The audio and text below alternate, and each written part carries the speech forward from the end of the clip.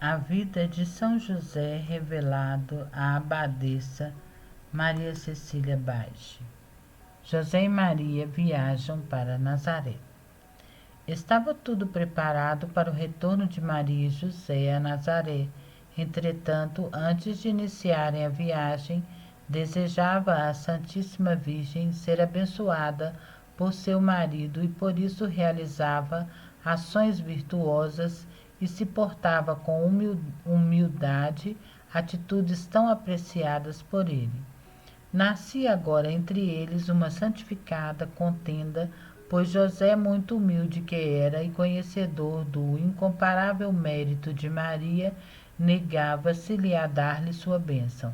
Todavia ele não podia ignorar suas súplicas e acabou por concordar em ser um instrumento de Deus nesta bênção. Solicitou então ao Senhor para que os abençoasse a ambos. Finalmente partiram alegres e satisfeitos, cientes de estarem cumprindo a vontade divina. Viajavam a pé, levando somente um pobre jumento, sobre o qual iam seus pequenos pertences. José sofria por ser tão pobre e por não poder dar à sua esposa o merecido conforto e a comodidade necessária durante aquela viagem, e disso fazia Maria ciente. A santificada donzela o consolava e animava, dizendo estar muito satisfeita com aquelas condições e também em ser pobre, clamava apenas pelas graças do Senhor e dizia para o santo: José, quanto maior a nossa pobreza temporal, mais o Senhor nos cobrirá de bens espirituais e mais agradecidos nos devemos mostrar. E José muito se alegrava com essas palavras de sua amada e pura esposa. Desta forma, em grande pobreza e desconto, viajaram as duas pessoas mais importantes do mundo, embora quase que totalmente desconhecidas. Estavam completamente a sós, embora uma grande multidão de anjos os acompanhasse. Escoltavam Maria com lindos cânticos, pois ela já havia sido escolhida por Deus para tornar-se mãe do Verbo Divino. Todavia, apenas ela ouvia essas melodias angelicais. Após terem cumprido determinado trecho da viagem, decidiram parar e descansar por algum tempo. Para grande alegria do santo, o Senhor quis que pássaros cantassem docemente em torno de sua esposa. José muito se admirava com essa ocorrência e ambos viam nisso motivo para que louvassem e bendizessem a infinita boa vontade de Deus para com eles, mostrada e evidenciada por esses sinais. Em uma dessas ocasiões, o santo pediu a Maria para que entoasse um canto em louvor ao Senhor, já que os próprios pássaros a convidavam para tanto, e ela, obedecendo com humildade, entoou uma cantiga em louvor ao Criador, na qual eram narradas as maravilhas do poder divino. Até mesmo os anjos do céu se maravilharam, e muito mais José, que passou a um daqueles seus estados de êxtase com tanta doçura, no qual se manteve totalmente concentrado enquanto Maria adorava a Deus. Voltando a si, o santo lhe disse: Ó esposa e pomba minha, como me agradam estas tuas canções e as louvações que fazes ao Senhor com tanta graça. Admirei cada vez mais os tesouros de graciosidade que ele te concede. Admirarei cada vez mais os tesouros de graciosidade que ele te concede. Deves mesmo corresponder à sua infinita bondade com outro tanto em amor, e nisso te farei companhia, agradecendo por todas essas graças que ele te concede. Agradece por mim também a que ele teve por bem me selecionar entre tantos outros para desfrutar da tua amável e delicada companhia.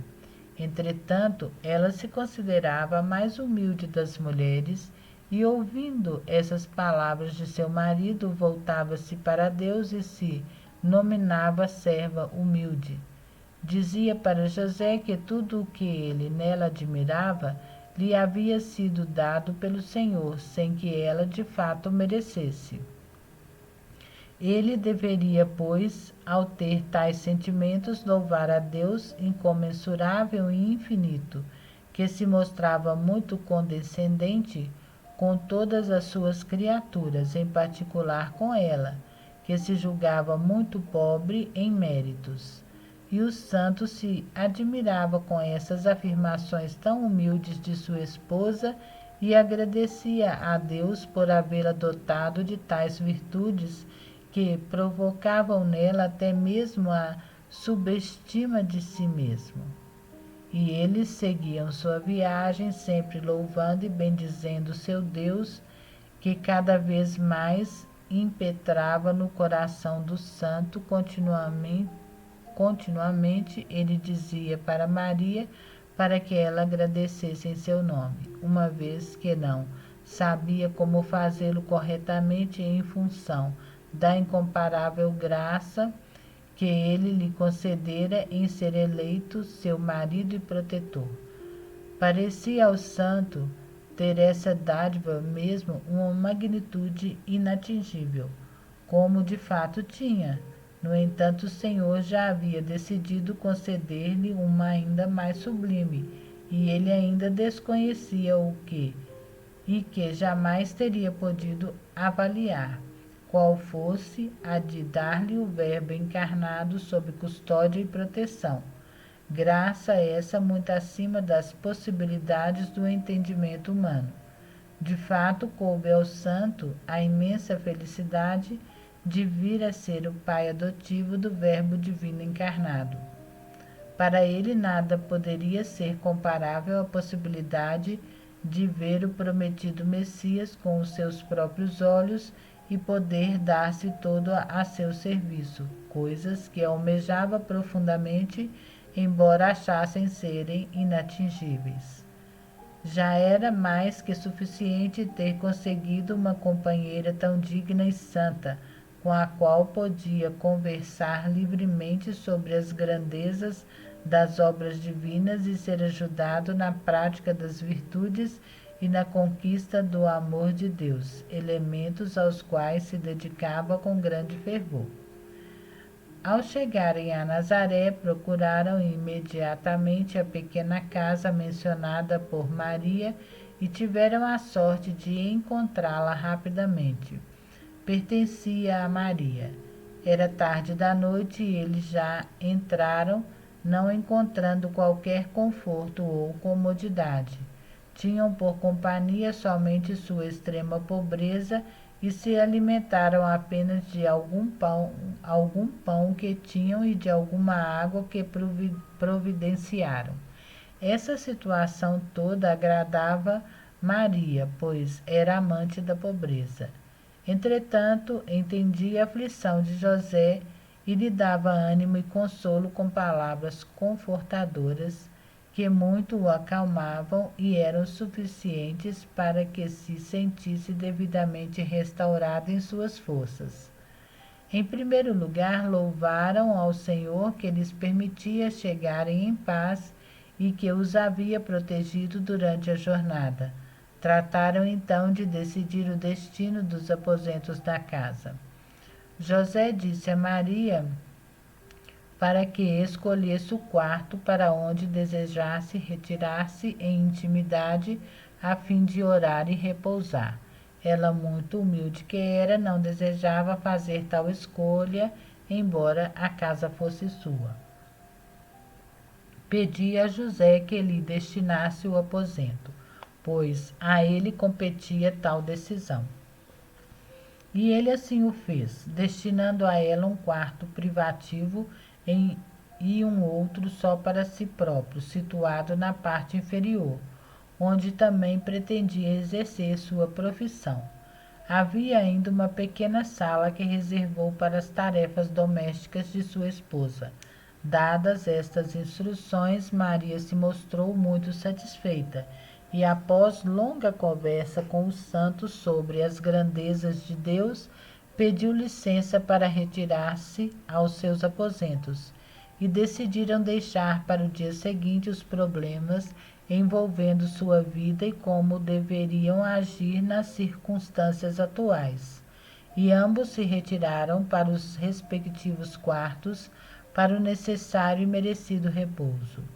Nada mais possuíam que os pequenos pertences trazidos de Jerusalém e usaram o chão duro para dormir. Maria passou praticamente toda aquela noite em preces. O santo, muito cansado, dormiu profundamente. O anjo voltou então a falar-lhe, dizendo ser vontade do Senhor que vivessem em estado de pobreza e que ele não deveria preocupar-se em ganhar além do estritamente indispensável para sua sobrevivência e que mais uma vez deveria agradecer a ele por lhe ter dado esposa tão santa e tão digna. Acordando José ao alvorecer e tendo feito suas habituais orações individuais, desejou intensamente ver sua esposa, mostrando-se até algo impaciente por não ter ela ainda deixado seu quarto. Todavia, esperou sem chamá-la. Foi para sua pequena oficina a fim de arrumar as poucas ferramentas de trabalho que havia trazido. Feito isso, foi novamente em busca de Maria e vendo sua demora, postou-se à porta de seu quarto para tentar vê-la e falar-lhe.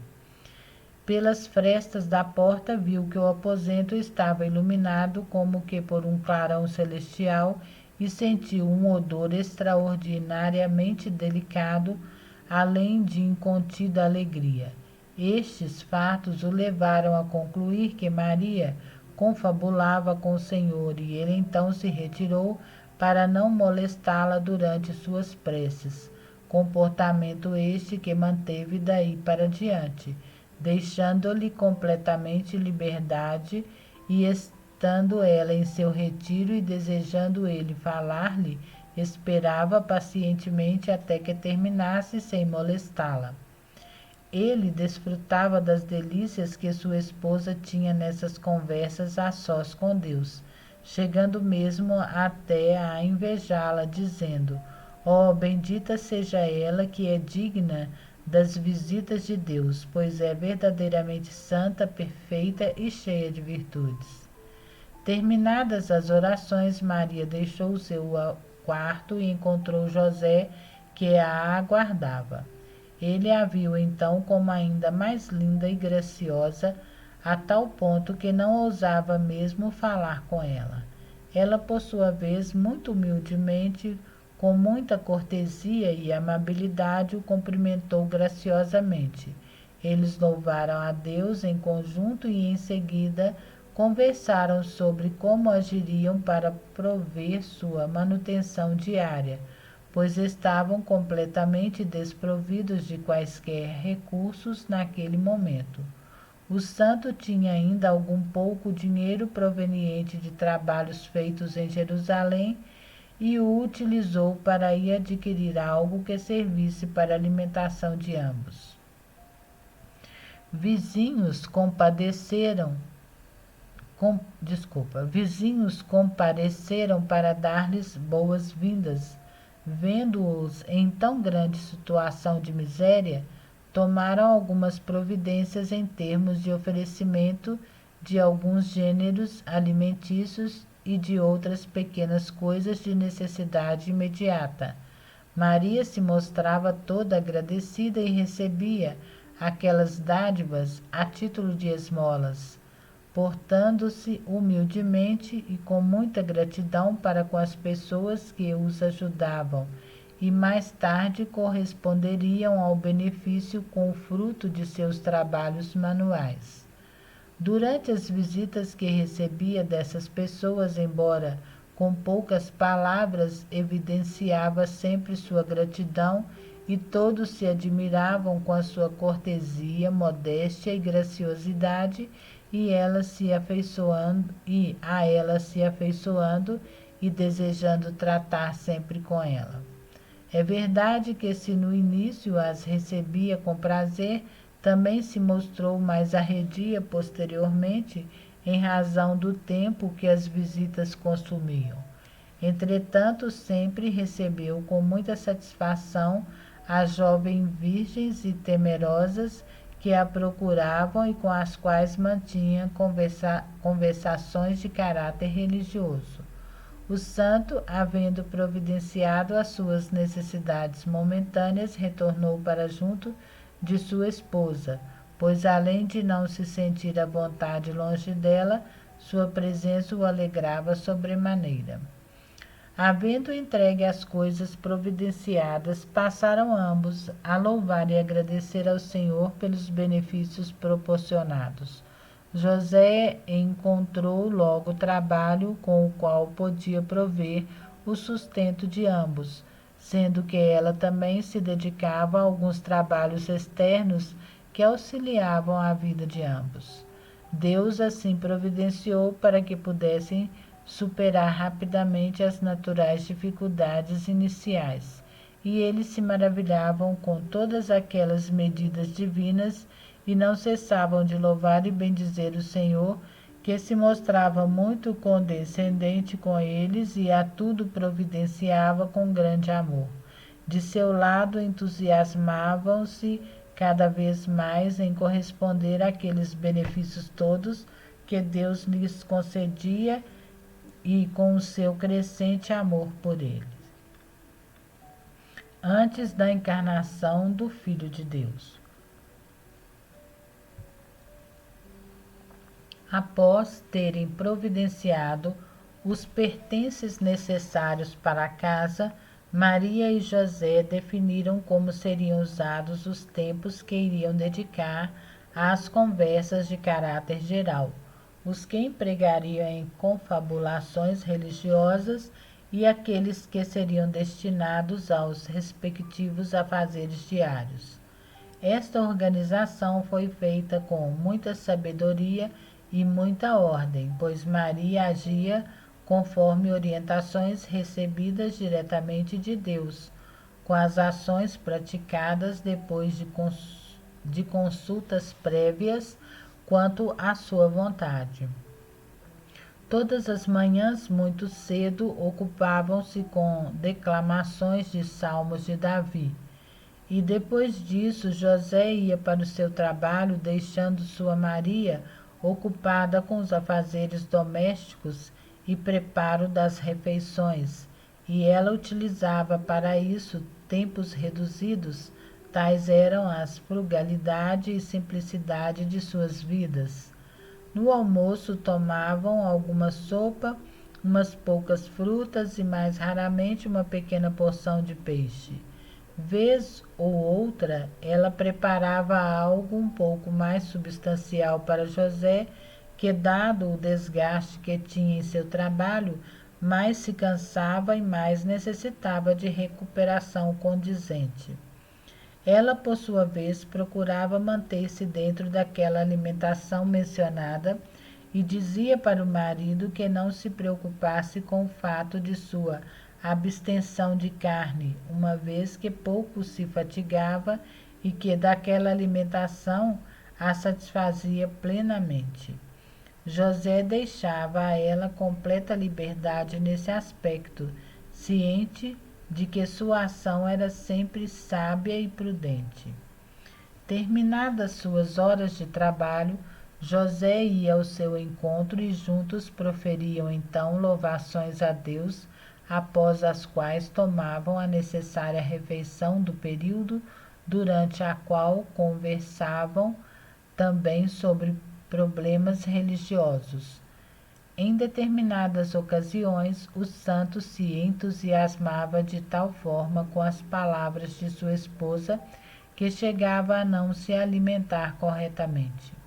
Depois da refeição, agradeciam a Deus e passavam algum tempo em novas confabulações religiosas, sendo essa a hora que José mais apreciava, pois tinha a possibilidade de ouvir mais longamente as palavras e convicções de sua esposa e às vezes era tomado por um daqueles seus característicos estados de êxtase espiritual em razão do que dela ouvia.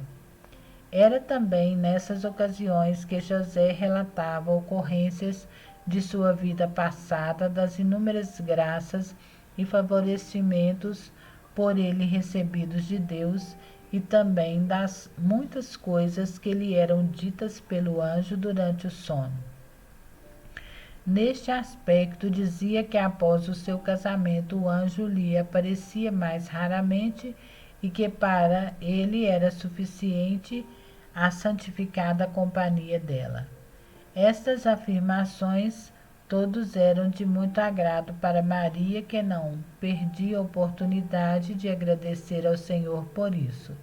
José lhe dizia a esse respeito: agora o anjo não mais me fala com a mesma frequência que anteriormente, mas sim bem mais raramente. Entretanto, estou plenamente satisfeito com as decisões divinas e para mim basta a felicidade de poder conviver contigo, pois tinha grande necessidade de alguém com quem pudesse trocar ideias sobre a grandeza das obras do Senhor, e meu anjo me havia prometido que eu teria essa desejada companhia. Mas eu jamais teria acreditado que teria a grande sorte de poder privar contigo e de ouvir tuas palavras tão cheias e cobertas da sabedoria divina. As respostas de Maria eram humildes e prudentes. Ela lhe dizia que Deus era todo confiável em termos de suas promessas e que por isso deveriam manter-se ambos fiéis no amor que tinham por ele e também totalmente devotados ao seu serviço. José então lhe perguntava com grande solicitude sobre aquilo que deveria ser feito para agradar ao Senhor. Humildemente ela respondia que ao Senhor muito agradava ser servido com amor, lealdade e fidelidade, que as pessoas deveriam esforçar-se para cumprir a sua vontade em todas as suas ações e atitudes. E então discorria sobre as virtudes através das quais as almas se capacitam a receber os favorecimentos divinos e a mostrar gratidão e reconhecimento a ele. Com tais palavras, o santo era tomado por grande amor ao Senhor, pois as palavras de sua esposa possuíam uma tal força que eram capazes de inflamar o coração de qualquer pessoa. E muito mais inflamado ficava o espírito de José, já de natureza inflamado neste aspecto. Dependesse isso de sua vontade, permaneceria constantemente a ouvi-la dia e noite, sem mesmo lembrar-se de trabalhar, alimentar-se ou até mesmo dormir. Chegava mesmo a acontecer com certa frequência até que o santo, durante seu trabalho, sentindo-se cansado e atribulado, se dirigisse de súbito para sua casa, a fim de encontrar sua esposa e recuperar-se. E com a simples presença dela, isso de fato acontecia. Ela o consolava e o confortava com muita graciosidade e o animava para que enfrentasse aquelas tribulações vindas de seu trabalho. E dizia: se é tão grande a tua alegria somente em falar a respeito do Senhor, como seria então se pudesse falar com ele e desfrutar de visões celestiais em seu reino? Rezemos com fervor para que ele se digne a nos enviar com presteza o prometido Messias, para que, por meio dele, sejamos dignos de entrar no céu e de lá usufruir eternamente de sua companhia. Desta forma, passavam a discorrer sobre a vinda do Salvador, ocasião em que Maria se mostrava de tal maneira entusiasmada que José acabava por ter também intenso desejo neste sentido e dizer: rezemos mesmo com grande força e continuidade, porque o Senhor deseja que assim seja feito. José, entretanto, não lhe contava que desde a mais tenra idade havia sempre desejado intensamente a vinda do Messias e que sempre havia rezado fervorosamente para que isso acontecesse depressa. E o anjo lhe havia manifestado o grande comprazimento de Deus com essas suas súplicas em favor da vinda do Redentor e que o havia orientado no sentido de que as mantivesse. Maria, embora ciente de tudo que José lhe relatava, mostrava grande satisfação e lhe dizia: apliquemo-nos, então, em pedir com fervor para que essa graça nos seja concedida logo, pois ela é do agrado de Deus e ele deseja concedê-la. Uniam então suas preces neste sentido e o Senhor se mostrava muito satisfeito com esse ardente desejo que tinham em seus corações. Continuamos no próximo vídeo.